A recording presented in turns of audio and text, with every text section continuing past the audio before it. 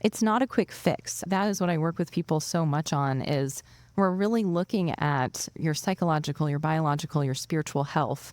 And medications might be a part of that, but they're not a way to bypass the rest of the work, right? If we're using them, we also need to be looking at everything else going on in the picture. And I think so often the thing that people are getting right is that maybe some doctors, people are looking for this to be the answer, right?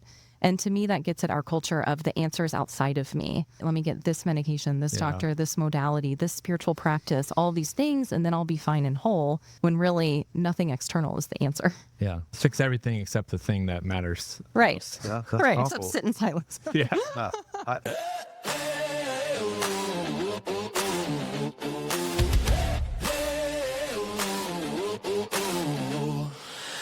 Lean closer. This is your time. Hit record on. Your crooked life. What's your story? Hey, say the words out loud. Mike and Scott gonna crack that crowd. What's your story? Hey, turn it up, let's go. Every voice, every scar, every road.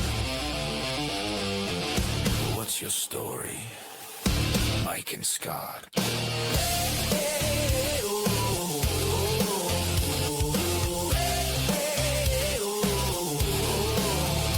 Let's talk. This episode covers a wide array of mental health issues. Everyone needs help once in a while. If you or someone you know needs support, call or text the U.S. Crisis Lifeline at 988 or visit 988lifeline.org. It's 24/7, free, and confidential.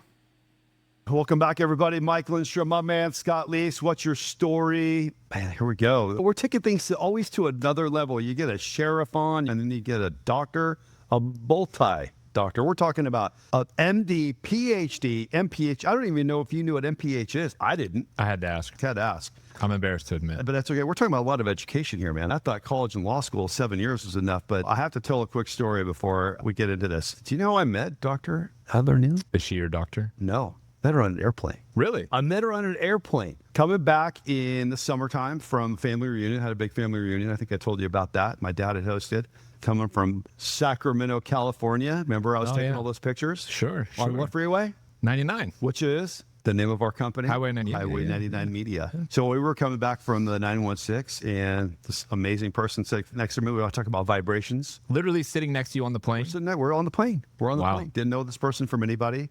Started chatting each other because her vibrations were high. As Ian would say, or Dave Scatcher would say, her vibrations were high, and you felt this energy. Hopefully she felt it back, and it was not in that kind of way. It was like, hey, there's two people that need to connect. And I said, you're not going to believe this. So at the end, I said, we should have you on our show. So little did I know, this person lives not too far away and drove all the way in to see us today. It's Dr. Adrienne Adler-Neal. Thank you for coming on. Did I get that story right? Yes, you did. Yeah. Was it the vibrations? Yeah. Like, what was it? Just so we had to? Like, what was the story there? It was what was meant to be. Surrender? Yeah, it just happened. Yeah. Good thing you were on that plane because I just fall asleep when I go on the airplane. I put my headphones on. I try not to talk to anybody. He's private on the airplane. I usually am, but there's times where I want to talk to people. Yeah. We did talk, so I appreciate that. Yes, Very I'm cool. so glad. I did not know that. Yep, that's a fact. So tell us what's your story, and then we're going to get into all the good stuff. Yeah, great. Well, thank you so much for having me. Yeah. Growing up, I always knew I wanted to be either a ballet dancer or a doctor. So ultimately, obviously decided doctor. And it's post-college, I'm working in this lab. The principal investigator comes up to me one day and he says, Adrienne, why are you just applying to medical school? Why aren't you applying to an MD PhD program? Like, you clearly love research. I was like, I don't know. I mean, that seems like really long, 8 years. Like, I don't know anybody who's done it. And he said, listen, you want your career to peak the day before you retire. You want to build and build and build a career that is just so wonderful and enjoyable.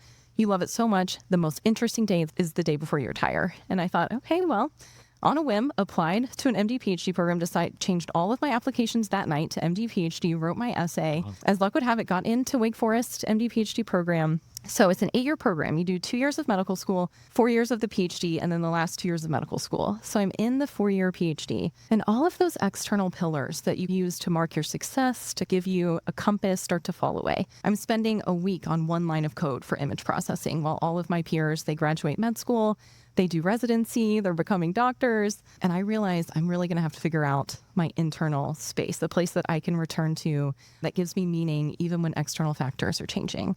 So in the lab by day, I'm studying the neuroscience of mindfulness meditation. And at night and on the weekends, I'm meditating, I'm doing yoga, I'm reading everything I can get my hands on about Eastern philosophy, contemplative Christianity, and I'm really forming for myself this internal locus of meaning to which I can return even when things are getting really challenging. So fast forward, I graduate the MD PhD, I do my psychiatry residency, and now I formed a psychiatric private practice where this is what I help people do. Obviously, I do the medications, I do the psychotherapy, the integrative medicine, the functional medicine, but it's all within that context of helping them create meaning for themselves and their lives and how to create a life of real authenticity and alignment that fits into their overarching worldview of what they think is happening here on planet Earth. Do you think that's abnormal in your space, generally speaking? Number one, the credentials and how many people do that in the world, probably not very many, and you've taken it to the next level, that's given. But in the practice, like you mano a mano, you're with the client, there's the traditional psych method, there's the medication method, but you're talking about bridging the gap, and you're talking about a holistic approach.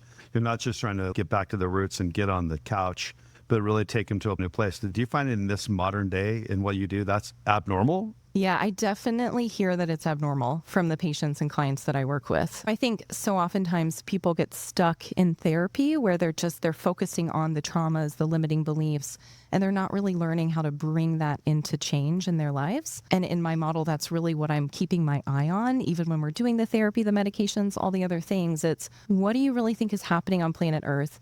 And how are you grounding in that daily, putting your healing work in that context, and then crafting values and a life that really moves in that direction? There is a conversation now about the absence of disease is not health, like the absence of death is not life, right? And I think that's really what I try to work people on, is really creating that life of meaning and purpose. Yeah. You were in school for 12 years? 4-year undergrad degree, 8 years of advanced Yes. study? And then also a year and a half of the master's in public health. Yeah. 13 and a half years. Yeah. And then a 4-year psychiatry residency. How's that possible? She looks 17 and a half 21, years. right? Look at her now. Yeah, 17 and a half years of advanced schooling. Yes, I My guess goodness. that would be. Yeah. I have to ask this question. Yeah. Because I only know a couple other people that have even a fraction of the advanced schooling and degrees Yeah. you have, and they are buried in school debt.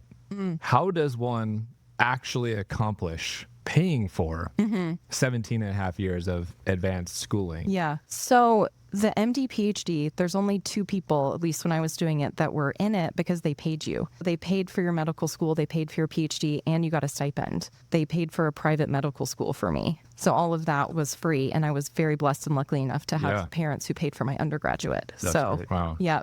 Yeah, because I can imagine not only are you eliminating prime earning years, Yes, it's true. you're going into debt Yeah. while doing them. But this is one guy that I'm thinking of, is a friend of mine. He's like still paying off his student debt. Yeah. And he makes really Yeah. good money. And I'm like, you're still in debt, dude? He's like, yeah, Yeah. you have no idea how much this stuff costs. Yeah, that's why I felt so lucky. Like the MD PhD, it's 8 years, but they pay for it. You get paid to do it. So you really are freed up to do whatever you want afterward. Have you heard the phrase that the people that go into psychiatry and psychology are the people who are just trying to figure themselves out? I have heard that. Yeah. Yeah. How do you respond when Yeah. people say that to you? I think there's so many ways to go with that. I think for me, I realized during those 4 years of the PhD how important it was to have my own internal place. I got the biggest gift of my life in those 4 years was that I knew that I have a place to which I can return internally when things are hard, that's always there and is reliant on nothing external. And I think because of that knowledge and what I got there, I'm like a proselytizer for it, right? I want everyone else to have that. And when I was picking my specialty, I thought, what is really the foundation of health? If you have your mental health, even if your physical health is failing, you can reach enormous heights. But people without their mental health, even if their physical health is there, aren't able to do that. So I think for me, it just made me realize this is how I can most contribute to people's health and happiness in the world. I had a friend of mine who's a therapist, and semi-joking, he says, Mike, you're a Catholic. You know the rule. In your world, everyone's a sinner. In the world of therapy, everyone's broken. He goes, and you do personal coaching. You know that. And I'm like, I don't know if I believe it the way you believe it, but I understand your point is that everyone has a story. Everyone has something that happened to them at 5 and 12 and those ages that were impressionable. What's your take on that? When you take in a client and they seemingly have it all, they're married, they're balanced, they got kids, but they're coming to you. Yeah. There's a presumption there. Like, okay, if everything's great, why are you sitting here? What's your presumption? Or do you even believe that? Do I even believe that All people are broken? I think all people have growth potential is what I would say. So I actually love working with people who come to me and maybe don't have one of the DSM-5 classic psychiatric diagnoses, but they just know that they could be doing more in life, you know? Yeah. And that's why I love my model of working with people, because the healing, the psychological piece is in a larger context. So the way I see it, our childhood traumas, our limiting beliefs, this is the lens through which we're seeing our future and the world. And if your lens is colored by all of that, you might think, these are my values, this is where I want to go, but it might be low self-worth, it might be past conditioning that's driving you. So I help people really understand, what is that lens through which I'm seeing the world? How can I help heal it and integrate those parts of me to where when I'm going forward, when I'm trying to construct my values in my life, it's really in alignment with my actual soul's purpose, who I really am. And I have an awareness of when things are coming out that are more from the limiting belief or a trauma. Does that kind of answer your question? It does. Okay. It does. I don't take that belief in and of itself. I do understand the point that we all have stuff. Yeah. Or we all have life experiences. You have a life experience that affected you one way or the other, and it shapes your belief system, limiting or not, which affects behavior and results. So I was just curious, like, how you reconcile traditional and the MD approach with, I'm not saying it's Eastern medicine versus Western medicine, but in that same regard, I have friends that come over and say, oh, but Western medicine doesn't even get it. You got to understand the way we do it in India, or where some of my friends practice yoga. They're just two different fighting philosophies. Do you think it's fighting philosophies, or do you think it's, hey, I figured out how to blend these two things together and make it unique? Yes, I think it all has a place, and I've been there with all of it. My personal exploration was very Eastern, but then I'm very Western trained, obviously, like the scientific background. And I think you speak to people where they are, you meet them where they are. I speak all the languages, really. So if somebody comes in and they're talking about vibrations and energies or yoga or mindfulness, we go there. If somebody comes in and they say, this is where I am now, I think that I'm ready for medication, and I think that's what's going to help me. We maybe talk about other options, but that's where we go. I think it's akin to the idea that everything is fingers pointing to the moon, right? It's nothing is truth. Nothing is 100% right or wrong. It's all avenues to get where we're trying to go. And anytime you can meet somebody where they are, like, that's where the healing's going to go. Yeah. What's the last thing that you discovered in your research that surprised you? Yeah. So dialing it back to kind of the PhD years. Yeah. I guess you could have learned it yesterday for all I know. But... I thought you meant like my personal research. No. You know, you've dove deep into all these different, I don't know the right phrase, mediums or whatever, but in meditation or something like that, what's something that you discovered that was like, wow, I wasn't expecting that, or didn't think that would be the case, and it actually is true and benefits people and stuff? So many ways to take that. You know, I think one of my favorite things right now to work with people on is, so oftentimes when people sit down to meditate, there's a resistance to it. They oftentimes say, I can't quiet my mind, or I don't feel anything, or I don't I have a resistance to it. Yeah. So I'm the perfect subject for that. Okay. Okay, awesome. Great. Right? So I'm that person. It's very hard for me. Yeah. Great. So actually what I have started focusing with people on, and myself, is, so instead of trying to just create and just observe things as they come, instead foster a feeling of warmth and compassion within your heart center. It's kind of like loving kindness meditation, but really have people focus on just somebody that they love really deeply, and then start to feel it. A lot of times people will feel it in their heart center, this growing feeling of warmth and compassion and love. And then as that grows, just starting to sit with it, and then notice if feelings of discomfort are arising, and if you can meet that discomfort from that place of compassion and love internally. And then I'll help them learn to do that in their daily life if they get thrown off center, or if things that are uncomfortable arise. I did it before coming in here, was just growing that feeling in my own heart center, feeling it, sinking into it, anchoring into it, and then creating that internal place I could return even if I started getting anxious here in this situation. Yeah. Yeah. What are some of the things you think people struggle with the most in this day and age? I mean, we have all these influences, social media, politics, divisiveness. We just read a study the other day about estrangement in the family. Like there's more estrangement in families than ever because of all these 5 reasons: politics, social media, et cetera, et cetera. Yeah. And it's the facts are, it's a study and it looks pretty legit. I have it in my own family. So what do you think that some of these things are influencing? Yeah. Again, there's so many things. Isolation, of course, both physically and emotionally. And this comes down to a lot of things I've studied, but this feeling that we're all actually connected. The reason why we sat next to each other on the airplane and you could know something about my energy, right? This barrier between us isn't really real. And so I think we've gotten away from that understanding that we're all parts of a whole. We can all relate to each other, engage with each other. And the actual point is that engagement and love and connection. I think we're all about divisiveness and fighting fire with fire and then becoming the thing that we hate. And I think where we really can move on from that is when we remember that connection and love and togetherness is actually the point. What are some of the craziest techniques you have given to people coming out of a session? I don't know that any of them are particularly crazy. A lot of them, as in most things, the things that are the wisest and the best are often the simplest. So creating awareness. A lot of times I'll say over the next week or the next day even, really notice what your mind's doing. Write it down. What is your mind telling you at all these different aspects of the day? Is it telling you things that are bringing you up? Or is it telling you, oh, I'm bad, I'm worthless, I can't believe I did that, I did this wrong, and did this wrong? Create an actual catalog and then do this technique oftentimes of grounding within your heart center and observing and just bringing compassion to this part of yourself, to this aspect of your mind that's going on. Because so often people resist it. They try to ignore it, right? And then it becomes bigger and bigger and bigger and consuming.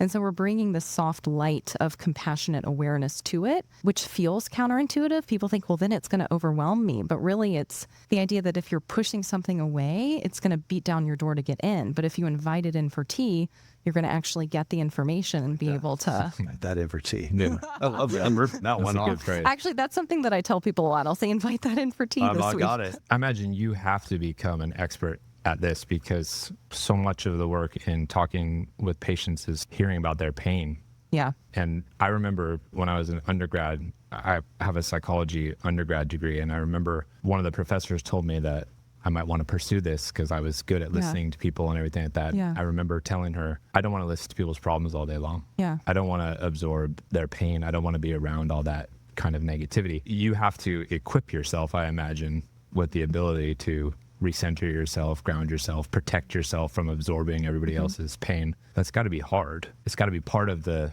journey becoming really good at what you do, right? Yeah, especially since becoming a parent, actually. It definitely has gotten harder. It's like the pores of my energy are just more open or something. But what I really try to remind myself always is by being grounded in my own energy, I'm helping them. If I'm being just sunken down and absorbed in this and devastated by it, that's not going to help them in this moment, right? And of course, I'm human and I have feelings and I tear up with patients. I have some, usually, I mean, not sobbing, but I'll have tears with patients weekly, sometimes daily. Just feeling it with them. Yeah, just sitting, really bearing witness to what they went through. But something about it, I am so locked into my own center when this is happening that it's almost like I can feel it and then it moves through. I feel it. It's like I'm an open valve. I'm not closed off to what they're experiencing, but I don't hold it in. So it comes in and moves out. And I do a lot of practices. If it's been a really difficult day, there's a lot of meditation, yoga, baths happening at the end of the day, dancing. I have a dance background, so that's something that I would do to kind of move it through. Most of the time I notice that I'm okay with it, but after heavier days, I do usually have to do something like that to help it not influence the rest of my life. Yeah. What about influences? Mentors, someone in your, it could be a parent, it could be someone in your education that was a big influence on you. Who might that be, and what was the big thing that you learned from that person? I'm so glad you asked me this question. So it's actually my closest friend in the world who I'm starting a podcast with, actually. Her name's Brielle Paolini, and it was the beginning of the MD PhD. And I remember I was maybe a first or second year in it, and we were at lunch, and I said, Brielle, I'm feeling like something's missing in life. I don't know what it is. I was raised Catholic, and I got these influences that I relate to, but I just feel like there's something missing. And she said, okay, Adrienne, read this book by Richie Davidson. It was about the neuroscience of mindfulness meditation that I ended up researching, and a John Kabat-Zinn book about meditation and mindfulness. That was the opening that I needed. That was the rest of my life. I can trace back to that moment. All of the books that I've read, the places I went, the research, the internal places, and our lives have been so connected serendipitously ever since. She introduced me to my husband. We're absolute best friends, even though she's across the country. We're starting a podcast that talks about all of this. She's a radiologist, but she has a background in coaching and all of the very interesting things. And now we're going to start this podcast talking about therapy, spirituality, coaching, all merged together. Even though she's a peer and a colleague, we joke that we've probably gone back and forth in many potential lifetimes, being each other's guides and mentors and friends. And so one of the most serendipitous. So you tie everything back to this person. Yes. That's huge. And then she was deciding which residency to go to. We submit a rank list and then it spits out where you're going. But she had her rank list differently. And she called me and said, Adrienne, I don't know.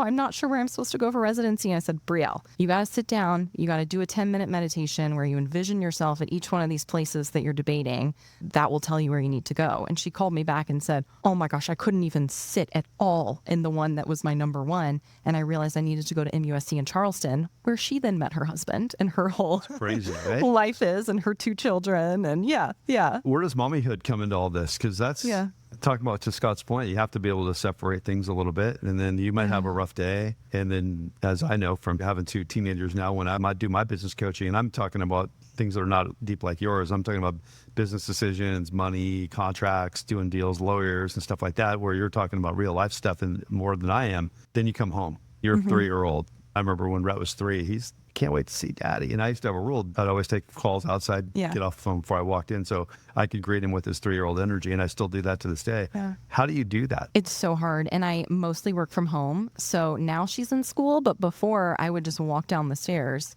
The nanny would leave and it was, now I'm mom. And it's been really difficult. It's probably something I'm still working through. I think I try my best to just leave all the work stuff upstairs and just be as present as I can. But kids are little mirrors. So you notice you're just a little more on edge and it's, okay, this thing just happened with this patient that I'm working through. But what's so cool about them being mirrors is they really show you when you need a minute, and to step away. And I'm really lucky to have a husband who also sees that and will immediately be able to step in and help give me a little space. But I think that's the beauty of life. We all have all these different roles that we have to switch in and out of. Telehealth has to have completely changed your business and your practice. Are you a firm believer that it's equally as effective as in person? I think it depends on many factors. I think most of the time I've done both for so long that I see it be very effective for people if they're in the right mental space for it. For me, it becomes like a vortex where it's kind of like they're almost there in the room with me. Like I'm so in that space with them. I think for some people, if they're distracted by a lot of things going on or they don't feel totally safe in that space with you because maybe they're in their home, it might be less effective. And I think there's certainly people who need in person, but I think there's so many people who do just as well with both. I'm trying to think about this in my world. It's like a discovery question. It's like I'm meeting with somebody for the first time. How are you trying to ascertain whether or not this person needs in-person versus telehealth would be good for them or not? What's your question process to figure that out? Level of acuity for sure. So if someone's coming into me and there's been recent hospitalizations or very serious mental illness, SMI as we call it, then I usually say you need to find somebody who's in person. I have in-person options down here in Scottsdale actually, so I can do that for people if they need it. But it's also a similar assessing whether someone needs an academic institution or me, because an academic institution has social workers, group therapy, they have more resources for the person. So usually if they've had suicide attempts, especially recently, hospitalizations, then I say you probably need to find an academic center that can have more resources for you. What about addiction? Do you handle addiction? Sometimes it's not. I didn't do an addiction fellowship. We did a lot in residency, so to some extent I do it. I have some patients who come to me and then it comes out the addiction and they're able to be outpatient and work through it and we do that. But if they're at risk of severe withdrawals, seizures, delirium tremens, things like that, then they need to be like in an academic center with more resources. When it comes to, I was curious, we've asked this question of a lot of our clients that have gone through it that are sober, the 12 steps.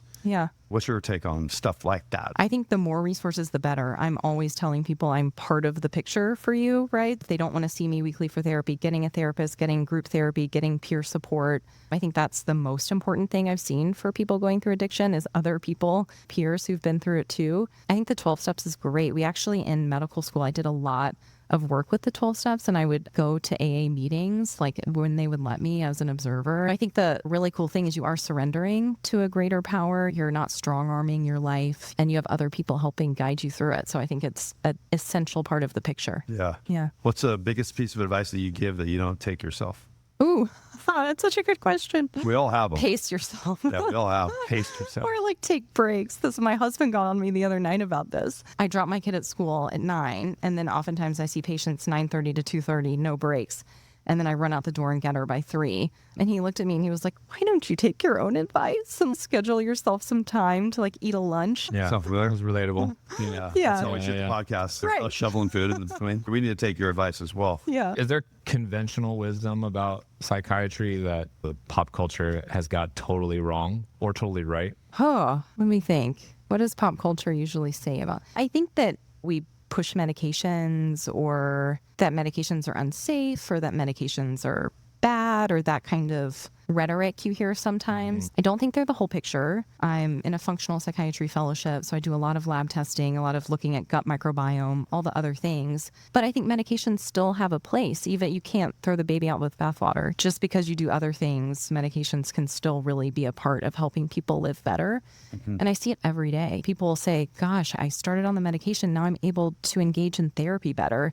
And I'm actually making changes in my life because my anxiety isn't at an 11 all day, every day. And that's the best use of it, to help you engage in your life more meaningfully. I find it strange, though, when I'm like watching the Super Bowl or something and there is an anxiety medication commercial.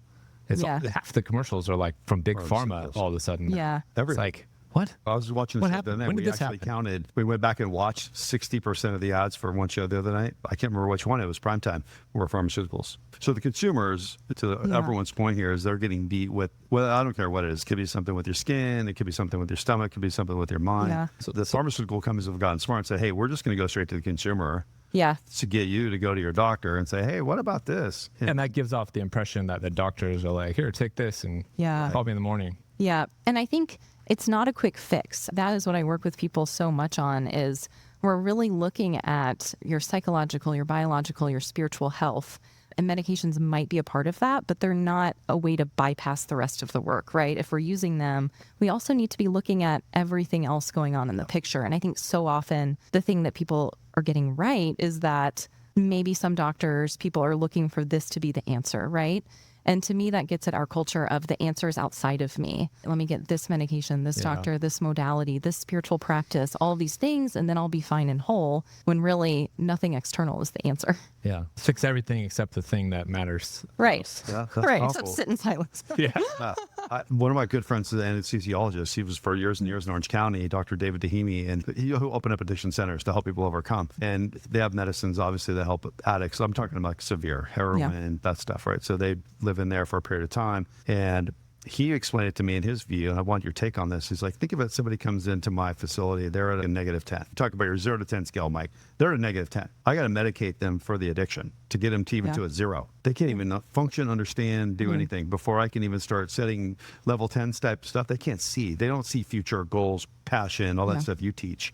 I got to get them to level. And once I get them to level, then step by step, and that's where a person like you comes in. So when it comes to medication, how do you draw that line? Because you can go meditation, you can go herbal supplements, you can say, well, I can go straight to the meds. So on this scale, where are people coming into you? How do you figure out where they are on that scale, and what's going to be the solve for that? I'm just curious.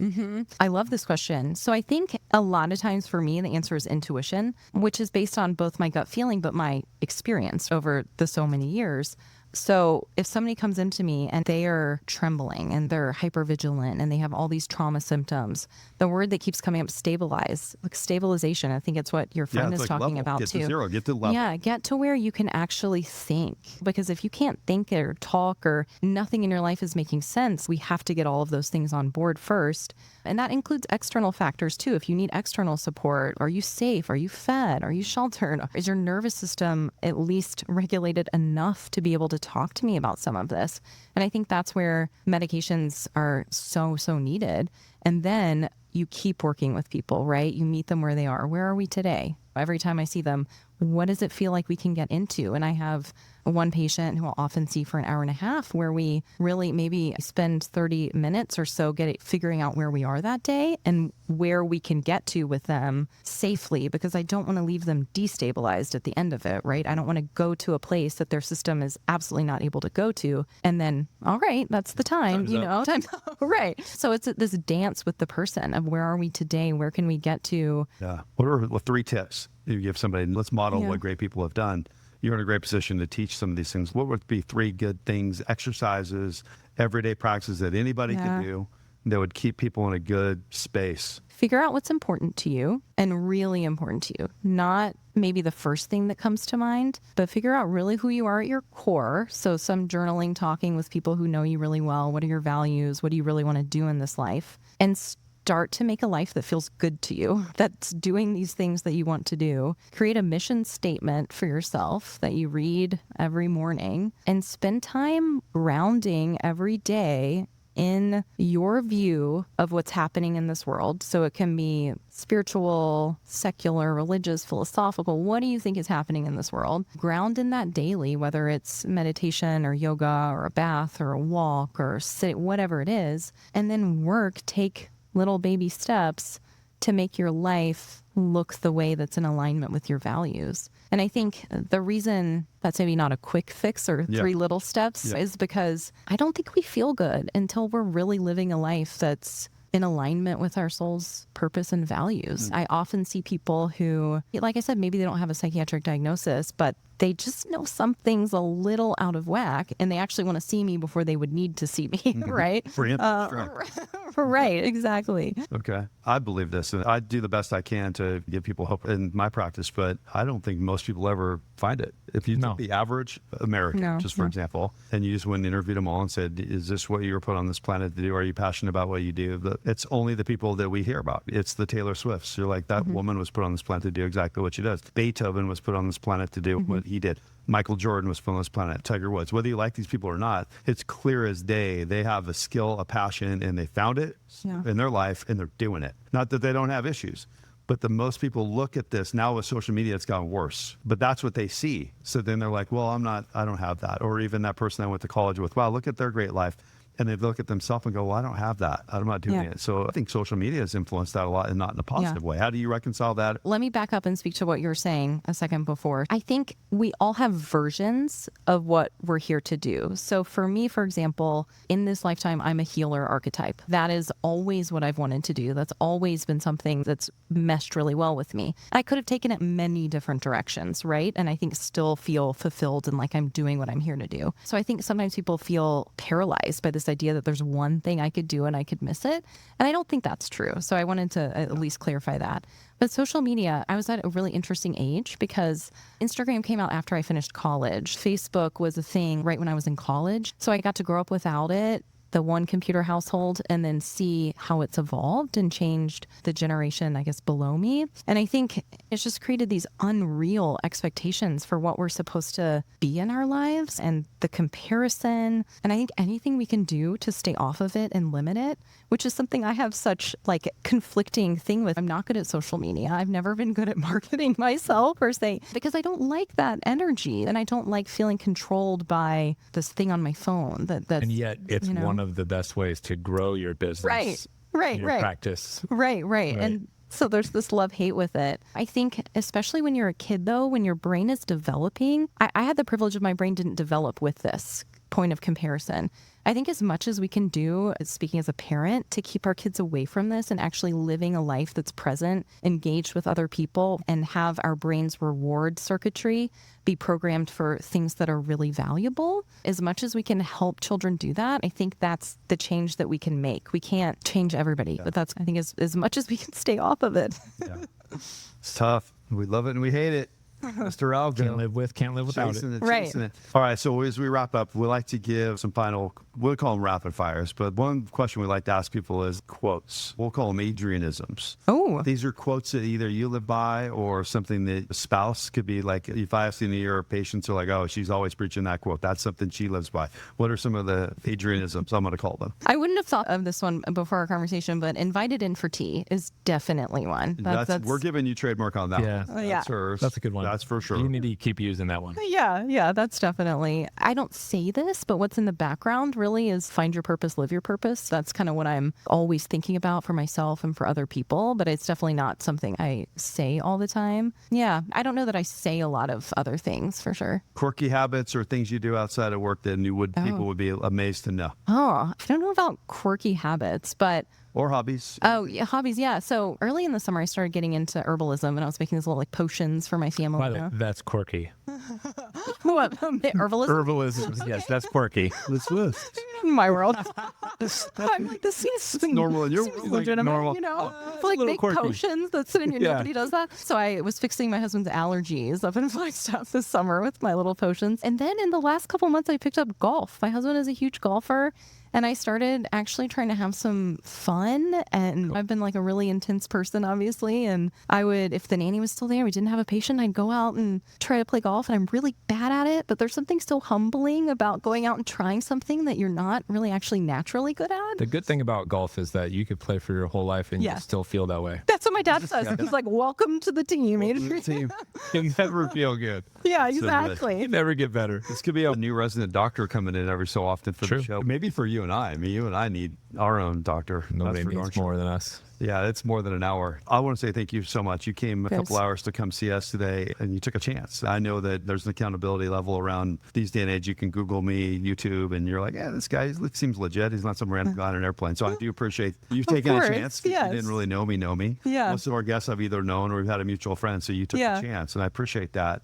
And hopefully you got out of your comfort zone in a good way and we can help you in any way to help you with your brand and push yourself out there to bring this energy. Because I don't meet people that have these many comments after their name in your space. Over in financial, they got Series 7 and all that stuff, but in this world, you don't see it. And when you see that blend of the breadths that come together, and I see the alignment, the way we think, that's why I thought you'd be a great guest on the show. Yeah. Thank you I so appreciate much. that. Of course. My Yeah. pleasure. Yeah, Yeah. thanks for thank coming you. on. Thank you. Thanks everybody for joining us on another episode of What's Your Story with Mike and Scott. I'm Scott Leese. This is my good friend Mike Lindstrom.